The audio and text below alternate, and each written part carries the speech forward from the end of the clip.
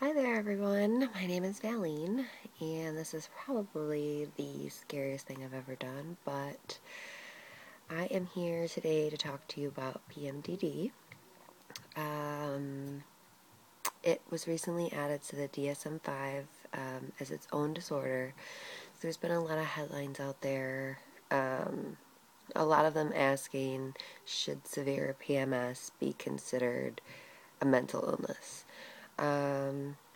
First of all, I don't think that PMDD is PMS, and I think calling it severe PMS gives the public and everyone a very skewed view on what exactly it is. So I'm here today to tell you a little bit about my story up until this point with PMS, or with PMDD, and then kind of give you weekly updates so you can kind of get an inside view on what it is. My hopes is that now that we have a diagnosis that we will draw some attention and possibly get some research on what exactly it is and hopefully some more effective ways of treating it. So my journey with PMS starts in about 2009, but really I have memories back from when I was 18 or 19 when I believe I did have PMDD episodes. But in my 20s, throughout my 20s, I was on and off birth control in monogamous relationships. So there was different times when I felt symptoms and different times when I didn't, and I never really noticed a cycle to them. In 2009, I'd been on the NuvaRing for 3 years, and I loved it. It was working great. I was living in Chicago with my boyfriend at the time. I was working a full-time job supervising a department at a insurance company. I was going to school, taking chemistry, anatomy, and physiology, trying to go do prerequisites for nursing. I was also working a second job bartending so I could have extra money to run around with my friends and have a good time and be a normal 20-year-old. But around then in 2009, I was 26 and I felt a change in my body. It was definitely hormonal. There was some physical symptoms and other symptoms. There was physical symptoms like I would get these they kind of felt like almost pimples coming on, but they weren't. They were big lumps that would appear along the line of my chin. And then they would end up just disappearing. But that's one of the main physical symptoms that I remember. But the biggest symptom was rage. Like I said, I'd been on the NuvaRing for 3 years. It'd been great. I had no problems. And all of a sudden, I was having fits of rage that were not fit for human beings. No one should ever act like that. No one should ever have to deal with anyone acting like that. I would grit my teeth and my eyes would pop out of my head. I would flail my extremities. I would pound on my bed. I would scream at the top of my lungs. And I would become aware that this was happening, and I would lay myself down in bed and just try and calm down and settle myself down. But as I would lay there, they would just build and build and build until I exploded again. So I went online and found some other women talking about the same sort of symptoms because of the NuvaRing. So at that time, I just attributed it to the NuvaRing and went off of it, tried a few other types of hormonal birth control that had some of the same symptoms. I wouldn't really give them a fair shot. As soon as I felt that craziness coming back on again, I would go right off. So I ended up getting the IUD put in, which is a non-hormonal form of birth control. And it's been good so far. But ever since I got that put in, my periods have been getting worse and worse and worse. I got that put in at the beginning of 2011, I believe. Actually, 2010.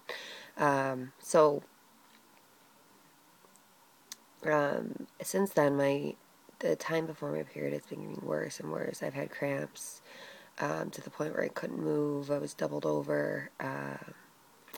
I would sleep a lot,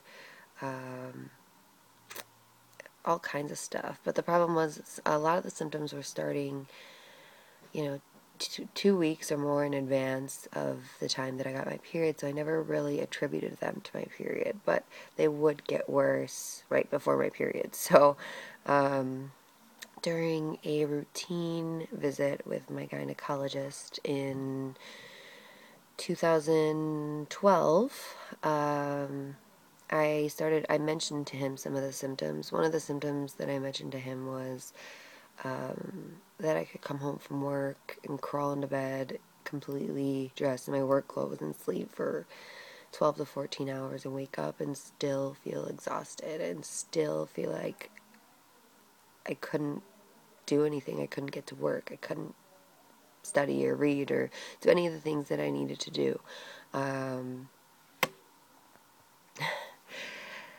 So that was the symptom that alarmed him, and he said to me, that doesn't sound like PMS, that sounds like PMDD, and that's kind of where my journey began. I went home and looked it up and couldn't believe what I saw. These were things that I had been going through and struggling with that I just thought were part of my personality. I thought I wasn't smart. I thought, I was lazy. I thought all kinds of things, and then I looked up this disorder, and here they were all basically being laid out for me, saying it was a disorder. So it was really scary, really alarming, and life-changing, too. Before this, I had already I felt something was off, so I had started seeing a psychologist. So through that, I've learned a lot. So even before the diagnosis, I went to see the psychologist, but afterwards, it really helped a lot. He helped me to realize, he taught me some tools that have helped me to manage it better so that it doesn't affect my life as much. But when I was diagnosed there then with my gynecologist, he put me on 10 milligrams of Prozac, which did nothing.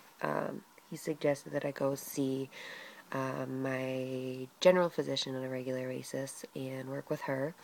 So I did that, and she worked with me for about 3 to 4 months and had me up to 40 milligrams of Prozac, 150 milligrams of bupropion, and it still was having no effects. So she gave up and said it's time to go see a psychiatrist. While I was looking for a psychiatrist that had any knowledge of PMDD, I found a specialist down at Rush University Medical Center who specializes in women's mental health.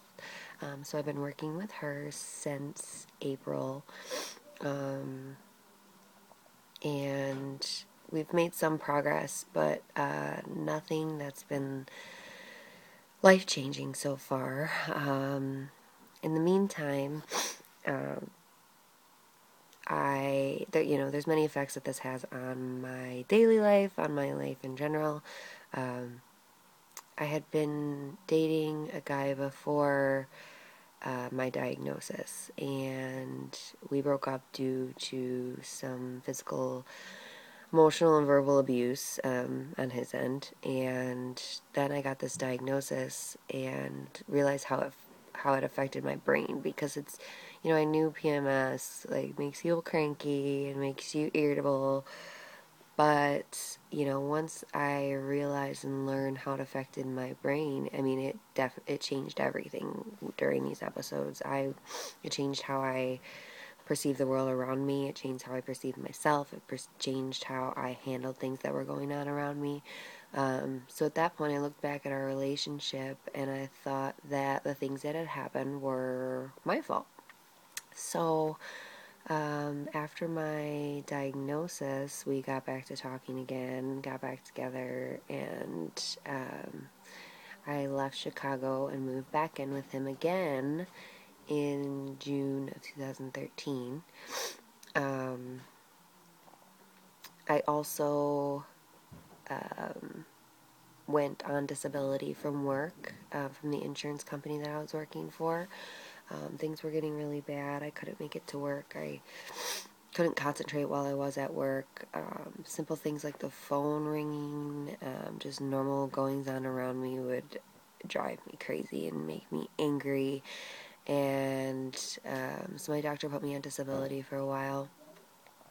During that time, I was doing tons and tons of yoga, hours and hours every day, trying to feel better. I'm an outdoor year-long runner, but when you feel like that, it's a lot harder to get yourself up and outside than it is to get yourself on the floor and start doing a few stretches. So I stuck with yoga pretty hardcore and did it as much as I could. And it was helping. It made a big difference. So I decided to go to yoga teacher training. And so I'm working on that, trying to get certified to teach yoga. I figured if I'm doing it this many hours a day, maybe I could make a living doing it too while helping myself and my PMDD. So, apart from that, I also have been taking classes since I graduated high school. I've had to withdraw from them. I've failed them because I start the semester feeling great and getting A's and, feeling like a superstar, nailing my classes, and then I go through a bad episode and I can't concentrate and I just stop caring and I can't do the work. So I've withdrawn from a lot of classes. I've failed some classes, but I still keep going. I recently, this specialist now has me up to 60 milligrams of Prozac, the bupropion, and now they put me on Yaz. The first month on Yaz was insanely crazy, up and down every single day. One day I'd be on top of the world, running around, getting everything accomplished, doing all kinds of things, and the next day I would feel low and awful. But needless to say, I end up moving out of my boyfriend's house again. Obviously, the issues that he had with anger were not my fault, and I realized that. And luckily enough, my cousin moved me into her basement for a little while. It's not the greatest thing, seeing as how, well, I'm very grateful for it, but it's hard to deal with. I am a normal person. I want to study nutritional science. I want to get my PhD and do health psychology. I have these goals. I'm not lazy. I'm a hard worker. I'm a normal person, and here I am, 30 years old, living in my cousin's basement. It doesn't feel that great, but, I'm putting one foot in front of the other and trying to move forward, finishing my yoga teacher training. I got a job at a hospital as a registrar in an ER, so I'm doing that right now. So things are better, but still not the best. I think I'm on day 20 of my cycle right now, so, yeah, I'm not feeling the greatest. Putting on my best face for this video for sure. But in January, I started keeping a symptom journal based on my cycle. So day one is cycle day one, or page one is cycle day one, page two is cycle day 2, 3, and so on. So I'll go onto that page that day and write the symptoms I'm feeling and rate them in severity.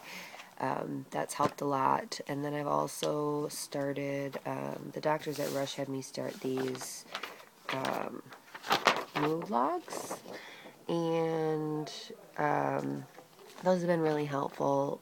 They definitely gave the sure diagnosis of PMDD for my doctors and for me. As you can see, there's these M's show menstruation. Within a couple of days of menstruating, my symptoms dropped down to basically nothing. And then here around day 13, 14 of my cycle, they start up again. So, that's where I am now. I hope that gives you a little insight. There's so many more things that I want to touch on, but we'll have to do that in a later video. So thanks for listening, and we'll touch base again soon. Thanks.